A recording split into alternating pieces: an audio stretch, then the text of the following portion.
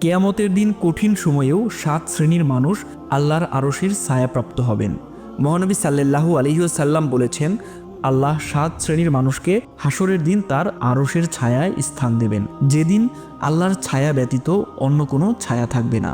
সেই 7 শ্রেণীর মানুষ হলেন ন্যায়পরায়ণ বাদশাহ বা শাসক, ওই যুবক যে নিজের যৌবনকাল আল্লাহর ইবাদতে অতিবাহিত করেছে, ওই ব্যক্তি যার অন্তর সর্বদা মসজিদের সাথে লেগে থাকে, আর ওই দুই ব্যক্তি যারা পরস্পরকে আল্লাহর সন্তুষ্টির জন্য ভালোবাসেন, উভয়ে তারই সৃষ্টির জন্য একত্র হন এবং তারই সন্তুষ্টির জন্য পৃথক হন।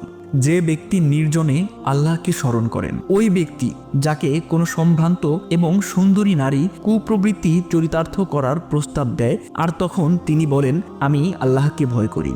ওই ব্যক্তি যে এমন গোপনীয়তার সাথে দান সৎকার করে যে তার বাঁ হাতও জানে না তার ডান হাত কি দান করে। সুবহানাল্লাহ।